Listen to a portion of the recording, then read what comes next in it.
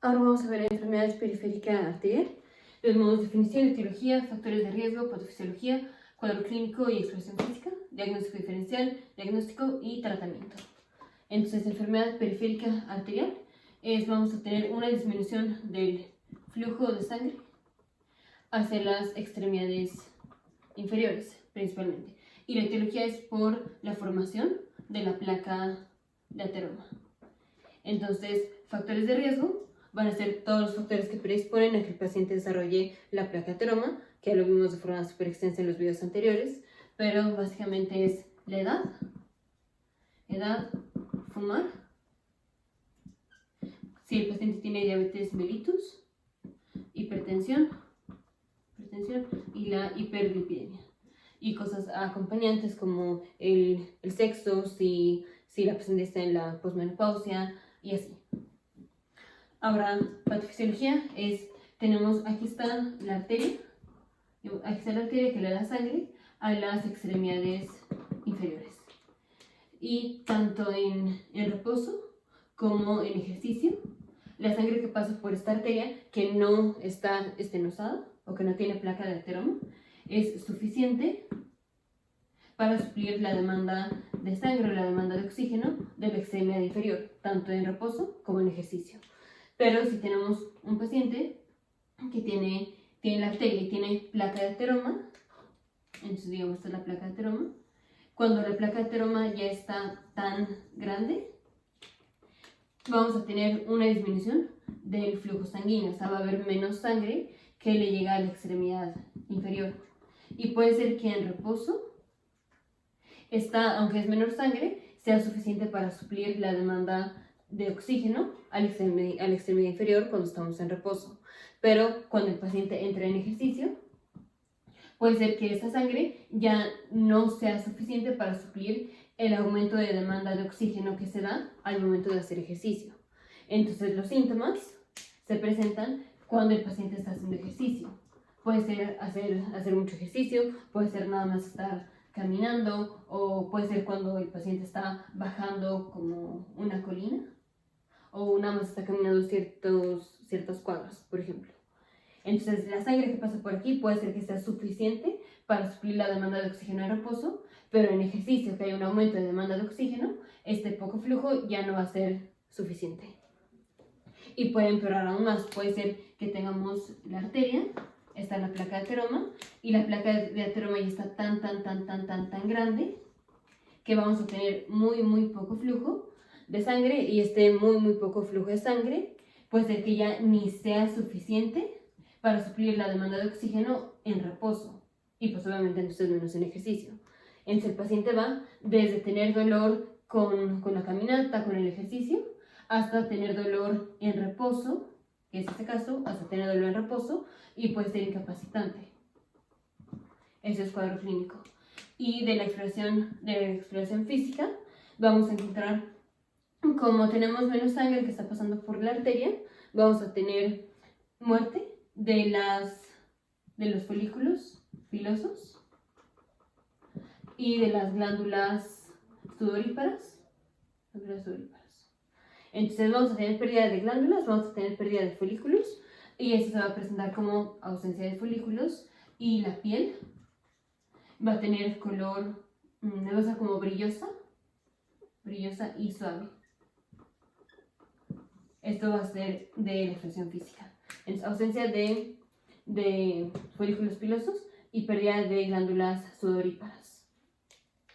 Entonces, esto es de exploración física. Y de diagnóstico diferencial, tenemos paciente que tiene enfermedad periférica, que esto es complicación de la diabetes mellitus, o estenosis del canal espinal. Esos son diagnósticos diferenciales. Ahora, el diagnóstico lo hacemos midiendo el ratio ankle brachial index, o índice tobillo brazo. Entonces lo que hacemos es dividimos, y en el numerador ponemos la intensidad del pulso. Dicho de otra forma, vamos a poner la presión de la extremidad inferior, específicamente el pulso o la presión medida en el tobillo, presión sistólica medida en el tobillo, entre la presión sistólica del brazo.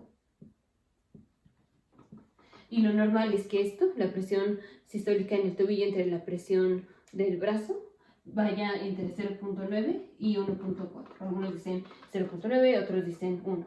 Pero de 0.9 a 1.4 vamos a considerarlo normal.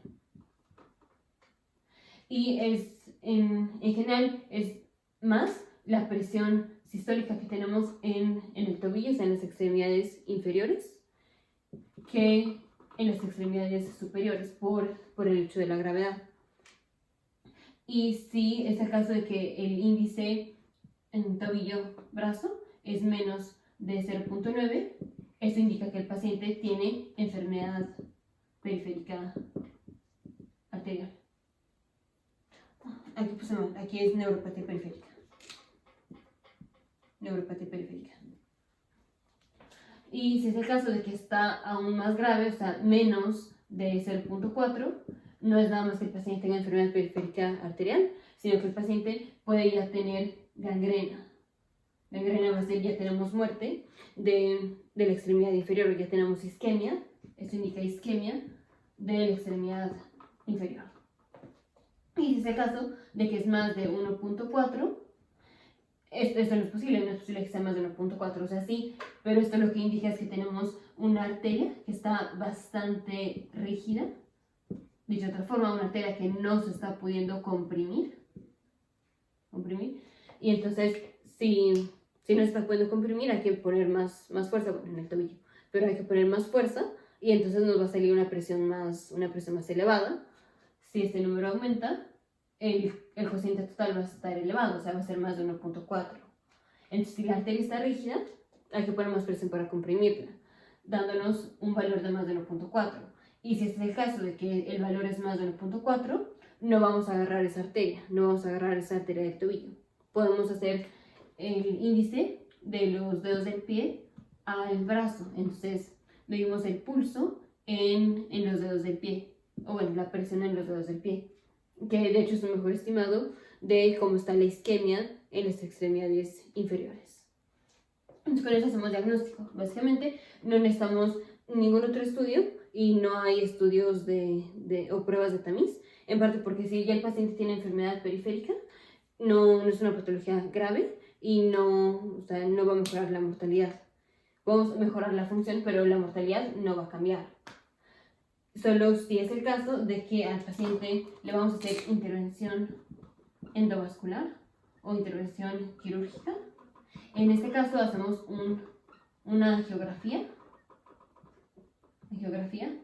para ver específicamente cuál es la arteria involucrada. Y esta arteria a intervenir, pero solo en el caso de que sí vamos a hacer el procedimiento. Ahora, las arterias más comúnmente involucradas son la arteria femoral y la arteria poplitea. Ahora, específicamente del tratamiento, primero vamos con tratamiento farmacológico. Todo paciente que tiene enfermedad periférica arterial, le vamos a dar estatinas. Todo paciente que tiene enfermedad reumatosa, le vamos a dar estatinas.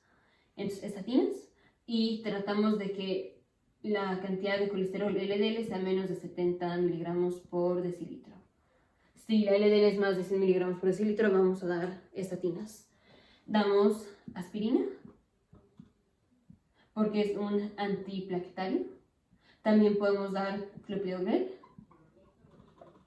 o podemos dar Borapax, que es una alternativa a aspirina o clopidogrel, que también es un antitrombótico, antiplaquetario, porque inhibe los receptores PAR1.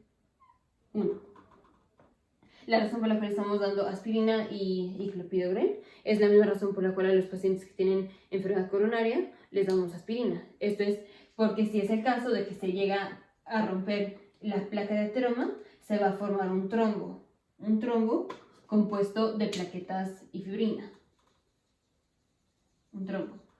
Y para evitar o disminuir la formación del trombo, si es el caso de que se llega a romper la placa de ateroma, damos aspirina.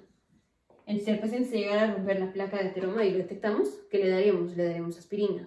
Entonces, para prevenir, si es el caso que al paciente se le llega a romper la placa, el paciente ya va a haber estado tomando aspirina, entonces le va a ir mejor. Entonces, profilácticamente damos aspirina y clopidogrel.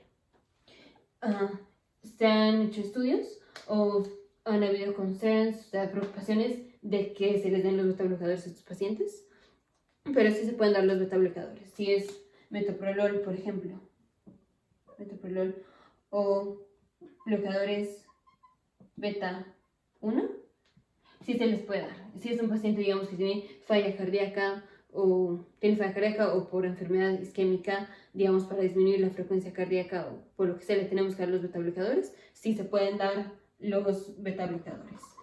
Sí se pueden dar los betabloqueadores. Lo que no sirve dar es los bloqueadores de los canales de calcio. No sirve dar los bloqueadores de los canales de calcio. Porque aunque los bloqueadores de los canales de calcio lo que hacen es vasodilatación, en la enfermedad periférica arterial ya la arteria está totalmente dilatada. O sea, por el hecho de que hay menos sangre que le llega a la extremidad, eso hace que se dilate la arteria. Como mecanismo compensador se dilata la arteria. Entonces ya no es mucho más lo que la vamos a poder dilatar. Y aparte, los bloqueadores de los canales de calcio lo que hacen es que el músculo que está aquí alrededor de la arteria, se dilate. Pero aquí la patología es que tenemos una placa de ateroma. Entonces, independientemente de que si se relaja el músculo de aquí o no, la placa de ateroma va a seguir ahí, que es lo que nos está bloqueando el paso de la sangre. Entonces, no sirve dar los bloqueadores de los canales de calcio. Y si es el caso de que el paciente tiene dolor en reposo, o ya tiene gangrena, entonces hacemos intervención quirúrgica. Vamos a hacer un bypass. Y como vamos a hacer el bypass para localizar específicamente la arteria, entonces hay que hacer una angiografía. De hecho, podemos hacer una tomografía computarizada o una resonancia magnética, que es el estudio más acertado. Entonces, la enfermedad periférica arterial va a ser una disminución del flujo de sangre a las extremidades inferiores por formación de placa de ateroma. Factores de riesgo son los factores de riesgo para desarrollar placa de ateroma. Diagnóstico diferencial es neuropatía periférica y estenosis del canal espinal.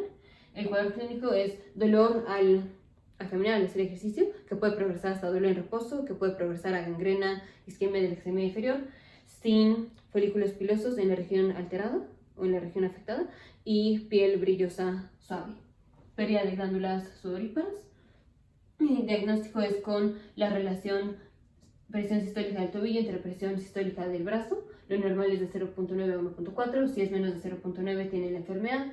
Si es menos de 0.4 ya nos indica de que tenemos isquemia. Y si es más de 1.4 hay que agarrar otra arteria porque esta arteria está bastante rígida. El tratamiento es aspirina, clopidogrel, estatinas. Si es el caso de que hay que dar betabloqueadores, los podemos dar, y no funcionan los bloqueadores de los canales de calcio. Si el paciente tiene dolor en reposo o ya tenemos gangrena, podemos hacer una tomografía computarizada, una resonancia magnética, que son las pruebas más acertadas para diagnosticar la enfermedad periférica arterial, y hacemos la angiografía, que es con esto con lo que vamos a ver cuál arteria está ocluida por la placa de ateroma. O sea, este es el estándar de oro. Y entonces hacemos un bypass o una intervención endovascular